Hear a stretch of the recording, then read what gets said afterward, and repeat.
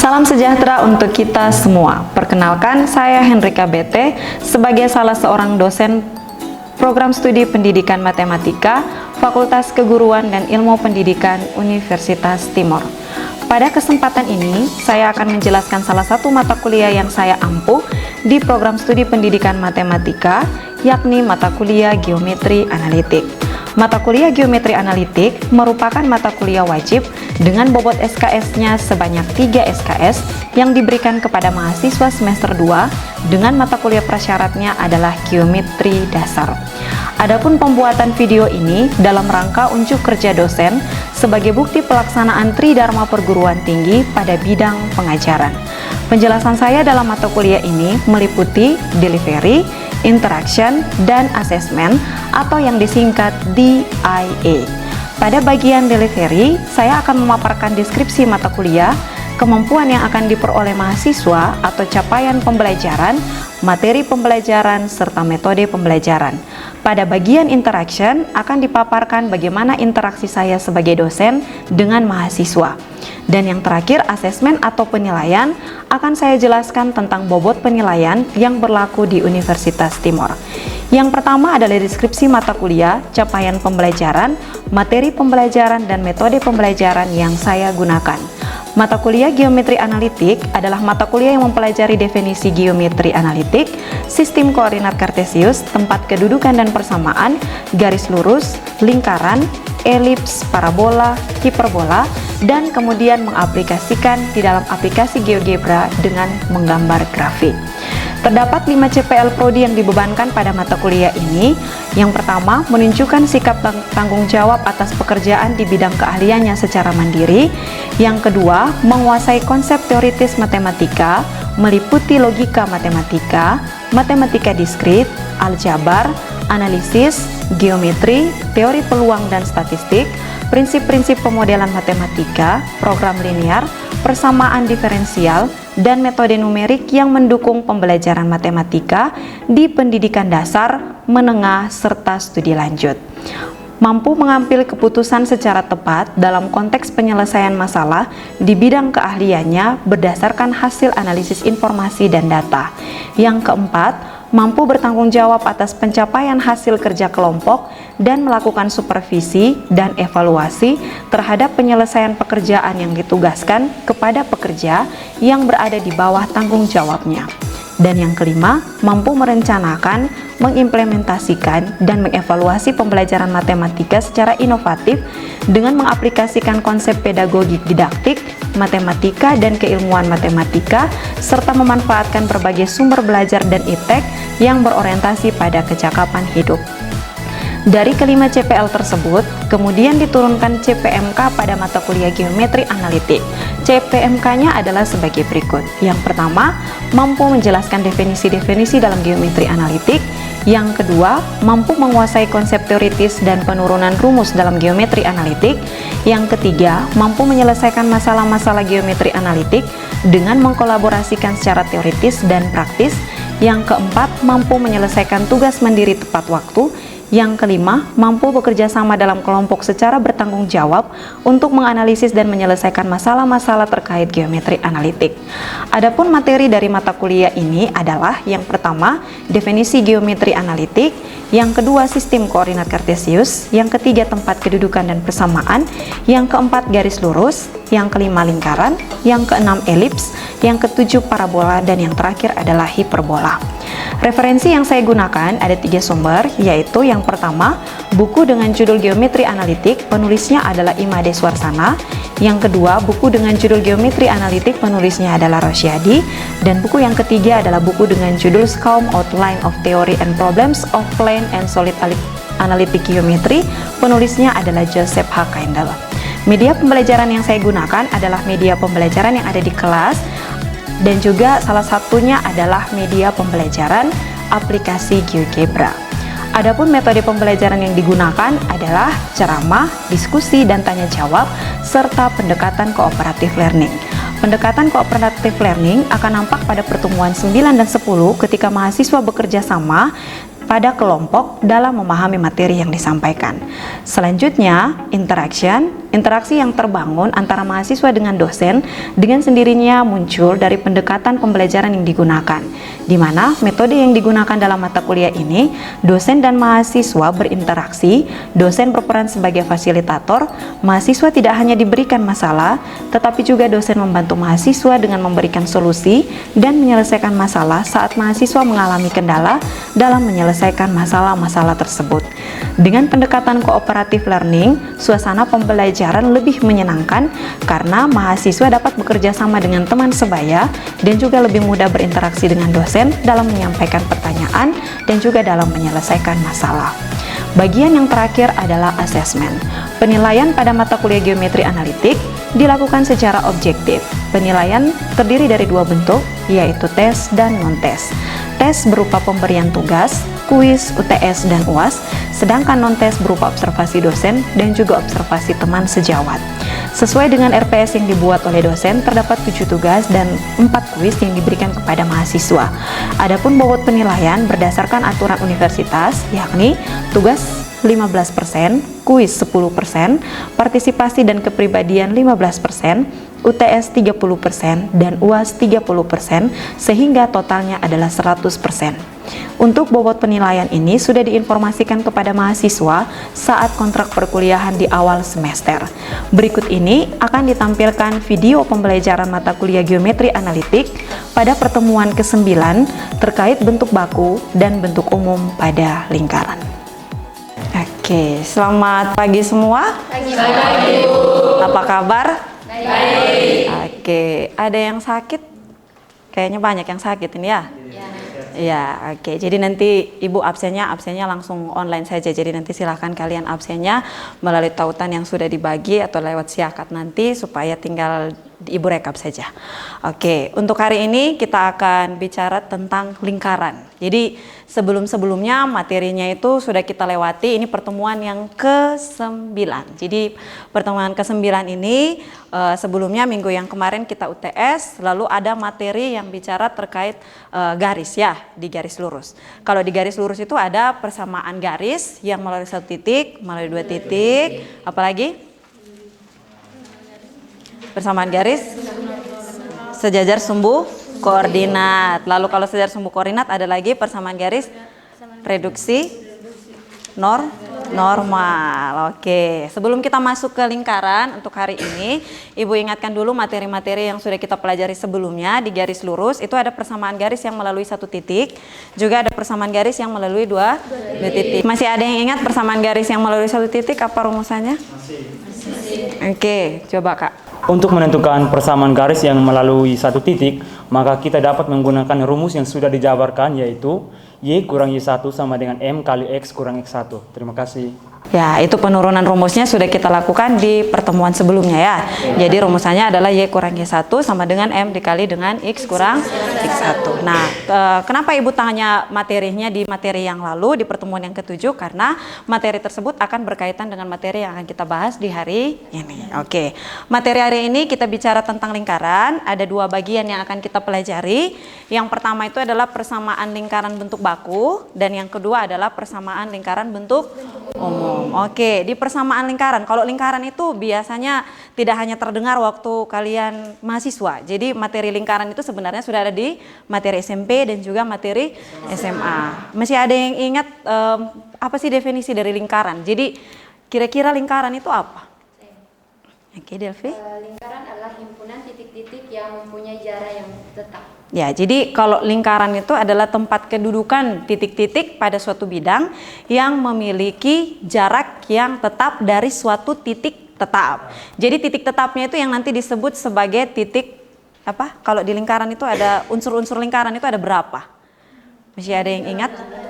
Ada 8. Coba Arimbi, yang pertama itu apa? Unsur-unsur dalam lingkaran yang pertama itu titik pusat. Oke, titik pusat. Dodi?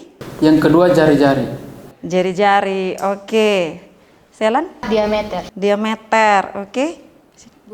Busur. Ada lagi? Tali busur. Apa lagi? Juring. Apotema. Apa lagi? Tembereng. Apa lagi? Itu saja? Ya, itu. Kita lihat ini unsur-unsur lingkarannya. Dari gambar yang itu bisa dilihat semua?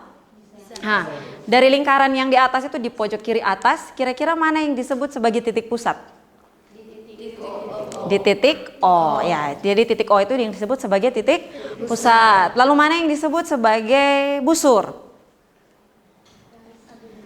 Garis busur. Oke, busur itu yang ini Kak. Jadi dia itu garisnya berupa garis lengkung ya. Jadi garis AC, garis BC. Bisa tidak kalau Ibu bilang AB? AB. Kan tadi AC bisa tuh. Bisa kan? Ya, bisa. Lalu yang mana yang warna tembereng? Kira-kira tembereng. Kalau lihat di daerah arsirannya itu kira-kira ada yang disebut sebagai tembereng atau tidak? Ada. Yang mana berarti? Yang dari ini daerah arsiran dari ini yang busur AC dan tali busur AC. Kalau AC-nya itu kan garis lengkung. Itu yang namanya busur. Kalau garis ini garis lurus itu namanya tali busur. Jadi daerah yang dibatasi oleh busur dan tali busur pada bagian titik A dan titik C itu yang disebut sebagai tembereng. Kalau yang arsiran warna biru, ini apa? Arsiran warna biru.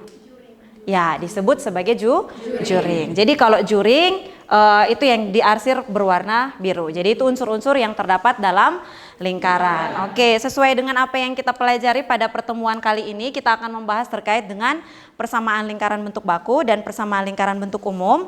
Sebelumnya tadi Ibu sudah ingatkan ke kalian materi dasarnya di lingkaran itu kita bicara dulu terkait dengan unsur-unsur yang terdapat di dalam lingkaran. Jadi perlu kalian pahami kalau tadi kita bilang definisi lingkaran itu adalah tempat kedudukan titik-titik pada bidang datar yang jaraknya tetap dari titik tetap ke salah satu titik yang berada pada lingkaran. Jadi ini kalau titik pusatnya itu ada di titik O, lalu jari-jarinya itu yang mana kira-kira? Jari-jari. OA. Ya, jadi jari-jarinya adalah OA, OB, dan OC. Oke, bisa dipahami ya. Oke, kita lanjut ke materi kita hari ini terkait dengan persamaan lingkaran bentuk baku. Oke, bicara tentang persamaan lingkaran bentuk baku, seperti di awal tadi Ibu sudah ingatkan kalian materi sebelumnya terkait unsur-unsur lingkaran. Kita di dalam suatu lingkaran itu penerapan lingkaran dalam hidup sehari-hari itu kayak apa? Jam dinding. Oke, apalagi? Oke, pada motor. Kalau dilihat motor gigi ya biasanya. Iya, ada jari yang besi itu bisa dinamakan dengan jari-jari. Ya, bola juga misalkan. Ya.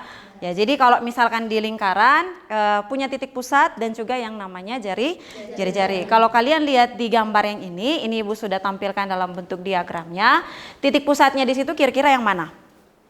Kalau dilihat titik pusat itu yang mana? Itu ada titik C, H, K, lalu ada titik P, X, Y. Tadi kan di awal definisinya itu bahwa jaraknya itu berjarak tetap dari berjarak sama dari suatu titik tetap ke salah satu titik yang berada di dalam lingkaran. Berarti yang mana itu? Titik pusatnya itu yang mana? Ya, titik pusatnya itu ada di H, K. Lalu salah satu titik sebarang titik yang kita ambil, titik tersebut berada di lingkarannya itu yang diambil titik P. Jadi titik P koordinatnya adalah X, Y dan titik C koordinatnya adalah H, K. Nah, kalau misalkan kita gambarkan dalam bentuk segitiga seperti ini diperoleh karena jarak dari titik C ke titik P itu punya suatu kemiringan. Ya. Jadi ketika dia punya kemiringan, di sini akan terbentuk suatu segitiga siku-siku. Berarti kita bisa menerapkan yang namanya teorema Pitagoras. Jadi kalau teorema Pitagoras itu bunyi teoremanya apa? Bunyi teoremanya apa? Ada yang masih ingat? Kuadrat sisi miring ya, benar. Jadi kalau teorema Pitagoras bunyi teoremanya adalah kuadrat sisi miring sama dengan kuadrat sisi datar ditambah dengan kuadrat sisi tegak. Nah, ini kita bisa terapkan untuk menurunkan rumus persamaan lingkaran bentuk baku. Di situ untuk sisi datarnya ini kan awalnya ada titik C, H, K nih, ya kan? Lalu ada titik P, X, Y. Maka di sini untuk sisi datarnya atau yang sejajar sumbu X, di sini X kurang H karena titik H-nya itu berada di sumbu X. Lalu X ini kita ambil dari sebarang titik P. Lalu untuk sejajar sumbu Y, maka di sini ada Y kurang K. Y-nya itu berawal dari titik H, K, K-nya itu sebagai sumbu Y, lalu di sini ada sebarang titik lainnya adalah Y. Maka di sini Y dikurangi dengan K.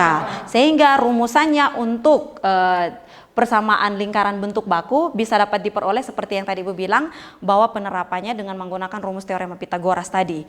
Jadi di sini yang merupakan sisi miringnya itu adalah R, ya kan?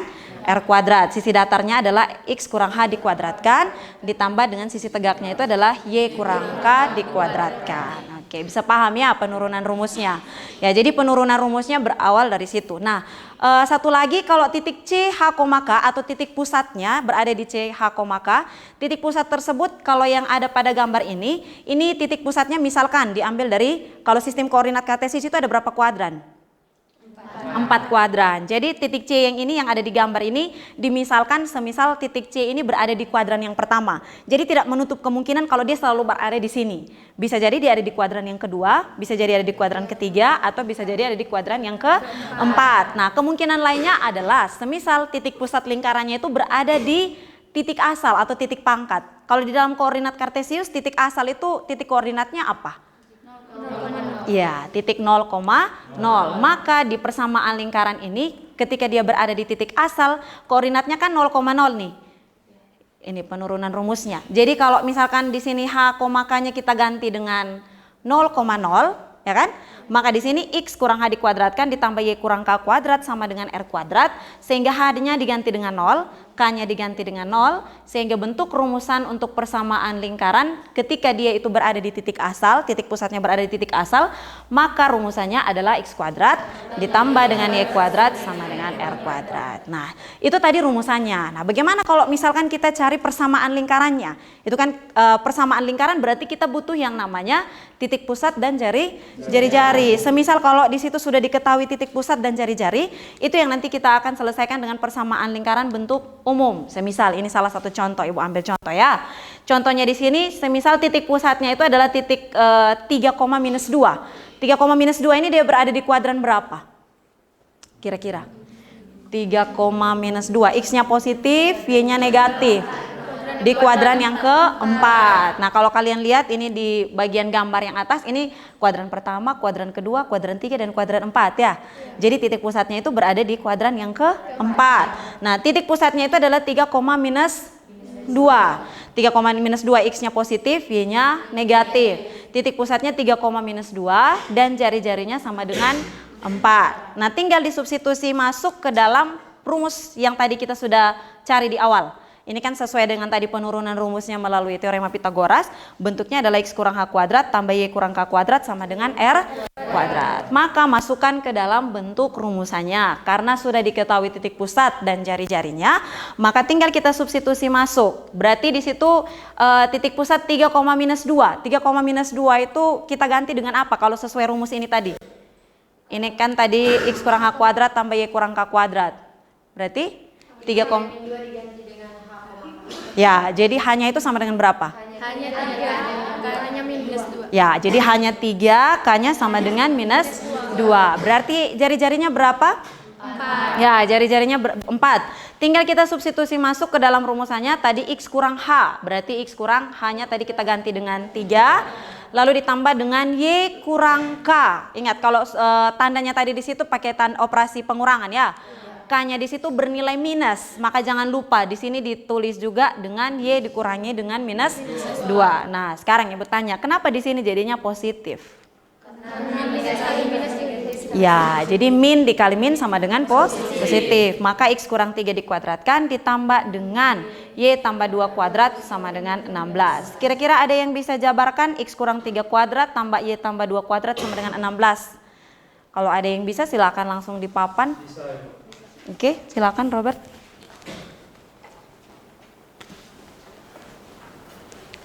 Oke.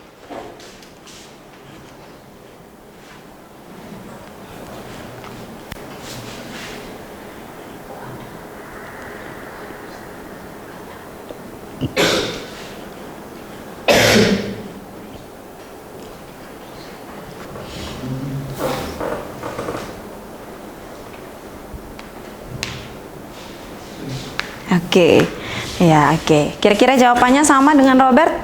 Sama. Oke, mantap ya Robert ya. Jadi di persamaan lingkaran bentuk baku, seperti tadi Ibu sudah sampaikan bahwa semisal kita punya suatu titik pusat, lalu di situ ditentukan jari-jarinya, maka tugas kita adalah kita menentukan persamaan lingkaran. Jadi bentuk lingkarannya itu adalah setelah kalian selesaikan mulai dari X kurang 3 dikuadratkan, itu berarti X kurang 3 dikalikan sebanyak 2 kali ya. X kurang 3 dikuadratkan ditambah dengan Y tambah 2 dikuadratkan sama dengan 16, maka bentuk persamaannya adalah X kuadrat ditambah dengan Y kuadrat dikurangi 6X tambah 4Y kurang 3 sama dengan 0 ya. Jadi bentuk persamaan ini adalah setelah kita jabarkan melalui persamaan lingkaran bentuk baku tadi. Kalau bentuk baku itu ketika dia sudah diketahui titik pusat dan juga sudah diketahui jari-jari. Nah, bagaimana kalau misalkan kalau soal ini sudah bisa dipahami? Sudah. Ya, jadi kan itu tinggal substitusi titik pusat dan juga jari-jari ya. Tapi ingat tidak boleh salah di dalam menuliskan operasi yang digunakan. Misalkan di sini ada kurang, jangan lupa di situ ada minus juga, sehingga nanti tandanya di sini minus dikali minus sama dengan positif. Sehingga bisa dipahami untuk bagian penurunan dijabarkan berikutnya itu sudah jelas yang nanti diperoleh bagian persamaannya ya. Sudah bisa dipahami. Oke, kita lanjut untuk persamaan lingkaran bentuk umum. Nah, kalau tadi persamaan lingkaran bentuk baku, itu kan misalkan cuma diketahui titik pusat dan jari-jari. Nah, bagaimana nih kalau misalkan titik pusat dan jari-jarinya itu tidak ada, tetapi kita itu dikasih dalam bentuk persamaan seperti ini. Nah, kalau kita dikasih dalam bentuk persamaan seperti ini, kira-kira persamaannya nanti kan itu belum diketahui titik pusat dan jari-jari ya.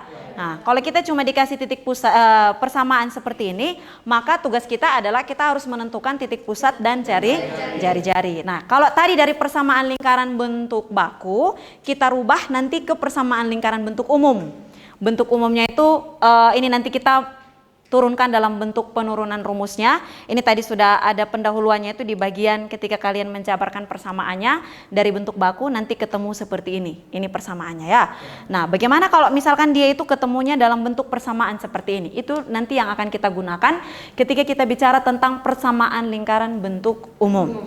Tadi kalau persamaan lingkaran bentuk baku itu ketika dia punya titik pusat, jari-jari, lalu kita menggunakan penerapan teorema Pythagoras. Nah, kalau di persamaan lingkaran bentuk umum, itu kita akan menjabarkan tadi penurunan rumus yang ada di persamaan lingkaran bentuk baku, baru setelah itu nanti kita akan dapatkan persamaan lingkaran bentuk umum. Nah, untuk persamaan lingkaran bentuk umum tadi sudah sampaikan bahwa kita butuh yang namanya titik pusat dan jari-jari. Berarti caranya adalah kita harus mengetahui terlebih dahulu bagaimana nih caranya untuk kita bisa mendapatkan rumusan ketika kita bicara tentang titik pusat dan jari-jari apabila diketahui bentuk persamaannya. Nah, coba kalian lihat ini. Ini tadi Ibu bilang bahwa ini awalnya dimulai dari persamaan lingkaran bentuk baku ya. Seperti tadi di awal ketika kita punya titik pusat dan jari-jari, titik pusatnya itu ada di H, K, lalu di sini bagian R-nya. Lalu ini kenapa bentuknya itu di sini jadinya X kuadrat kurang 2HX tambah H kuadrat? Ada yang tahu kalau bentuk ini kira-kira dapat dari mana? Dapat dari X kurang H kuadrat tambah Y kurang K kuadrat. Oke, satu. Kak Klau.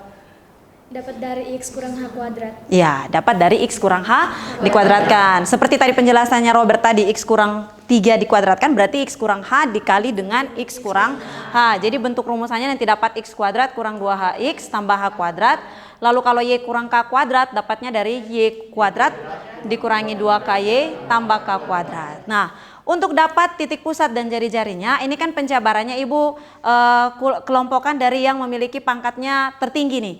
Dengan variabel terlebih dahulu, baru setelah itu konstantanya. Di situ ada X kuadrat, lalu ada Y kuadrat, ini kurang 2HX, kurang 2KY, tambah H kuadrat, tambah K kuadrat, dikurangi R kuadrat sama dengan 0. Jadi bentuk persamaan lingkaran secara umum, bentuknya adalah X kuadrat, ditambah dengan Y kuadrat, ditambah dengan AX, tambah BY, tambah C, sama dengan 0. Oke, bagaimana penurunan rumusnya? Ini nanti kalian silahkan kalau misalkan di bagian penurunan rumusnya, ini nanti penjabaran dari sini Kak. A-nya itu diperoleh dari minus 2H, lalu B-nya itu diperoleh dari minus 2K. Lalu C-nya itu diperoleh dari H kuadrat tambah K kuadrat kurang R kuadrat. setelah dijabarkan nanti kita akan menemukan rumus titik pusatnya, yakni titik pusat untuk mencari H, K-nya itu bisa dengan minus 1/2A, dengan minus 1/2B. Kalau minus 1/2A itu untuk mendapatkan nilai H, lalu untuk minus 1/2B itu untuk dapat nilai K. Lalu R-nya itu diperoleh dari 1/2 dikali dengan akar kuadrat tambah B kuadrat kurang 4C. Jadi bisa dipahami. Kalau Ibu tulis seperti ini bentuknya.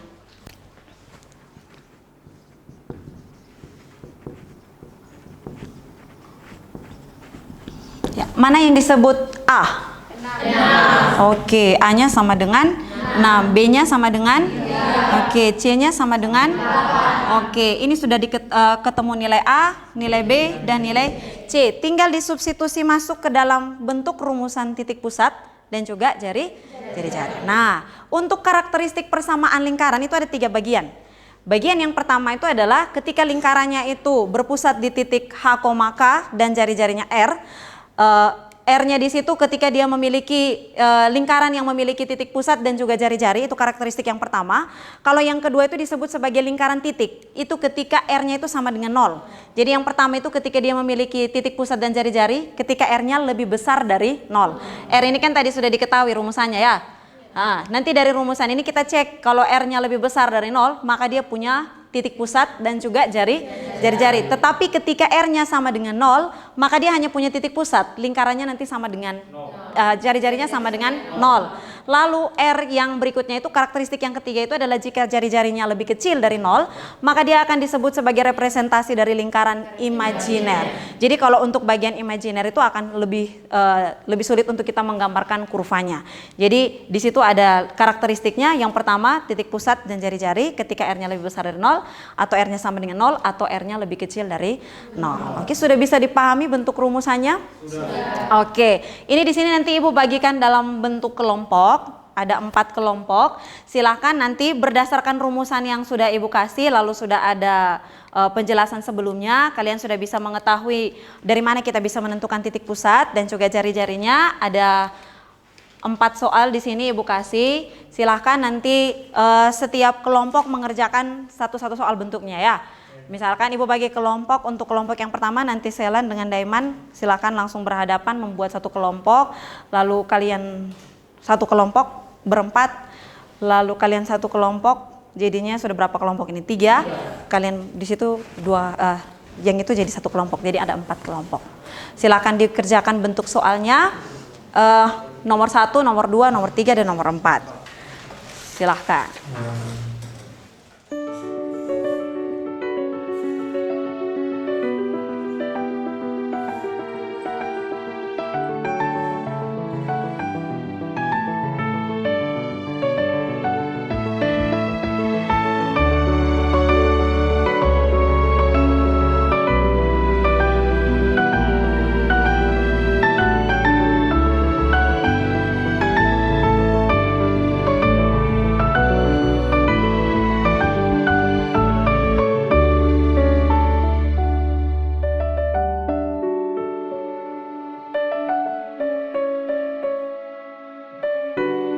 Oke, semua sudah selesai menyelesaikan soal? Sudah. Oke, setelah selesai silakan kelompok yang pertama, kelompoknya Rambo, menyelesaikan soal yang sudah Ibu bagi tadi sesuai dengan hasil kelompok masing-masing.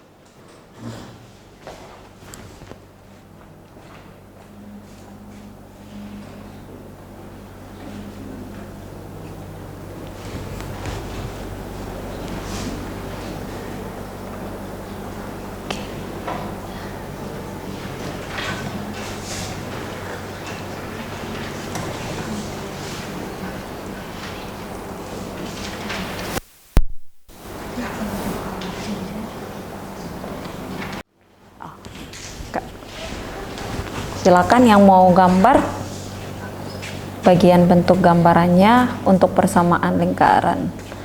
Oke.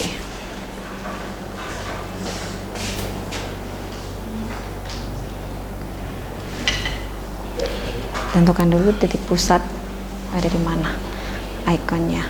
Iya.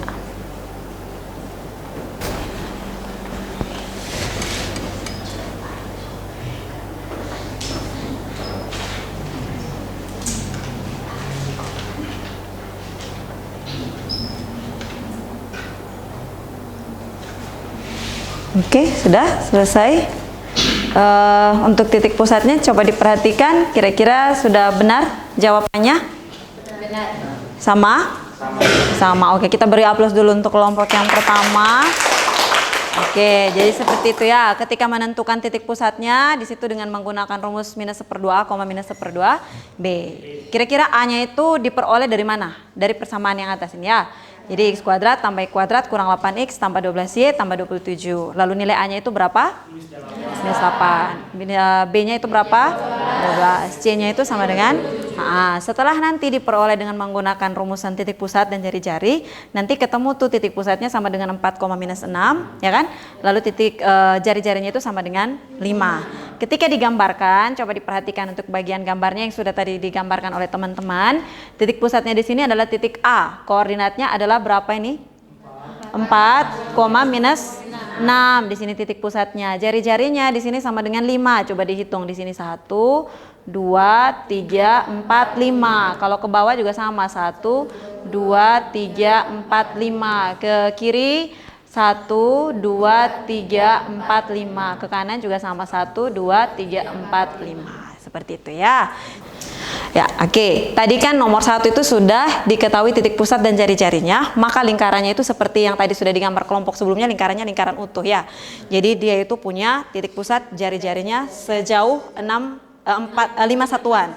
Kalau kelompok 2 itu titik pusatnya itu sama dengan minus 2,3, jari-jarinya 0. Jadi kalian bisa lihat perbandingannya di sini, ini R-nya itu tidak berubah ya. Jadi dia hanya berupa titik dari minus 2,3. Maka itu dia disebut sebagai lingkaran titik. Lalu yang terakhir, semisal koordinatnya adalah minus 1,5 di situ, lalu kita masukkan jari-jarinya tadi sama dengan minus 2, ya kan? Maka kurvanya itu di situ akan error. Di situ tulisnya error. Jadi dia kurvanya itu tidak terbentuk. Maka dia disebut sebagai lingkaran imajiner. Oke, jadi untuk bagian persamaan lingkaran bentuk umum ada 3 karakteristik dalam lingkaran. Yang pertama itu ketika lingkarannya lebih besar dari 0, maka dia disebut sebagai lingkaran yang memiliki titik pusat dan jari-jari. Ketika R-nya sama dengan 0, maka dia disebut sebagai lingkaran titik. Ketika R-nya lebih kecil dari 0, dia disebut sebagai Oke, jadi itu yang kita pelajari hari ini terkait dengan persamaan lingkaran bentuk baku dan juga persamaan lingkaran bentuk umum. Bisa dipahami materinya? Bisa. Oke, jadi seperti itu materinya. Untuk tugas minggu depan tidak ada, nanti minggu berikutnya baru Ibu memberikan tugas. Untuk hari ini cukup sampai di sini. Ada yang mau berikan pertanyaan sebelum Ibu selesai kuliahnya? Kalau tidak ada berarti sudah pas. Pas? Bisa dipahami semua materinya? Oke, dengan demikian perkuliahan kita di pertemuan yang ke-9 sudah selesai. Jangan lupa sampai di rumah bisa lagi dipelajari materi-materi yang sudah kita pelajari sebelumnya supaya lebih gampang lagi untuk maju ke materi berikutnya. Oke, untuk hari ini cukup sampai di sini. Selamat pagi semua, Tuhan memberkati. Demikianlah video pernyataan diri dosen untuk unjuk kerja Tridharma Perguruan Tinggi bagian pengajaran. Sekian dan terima kasih.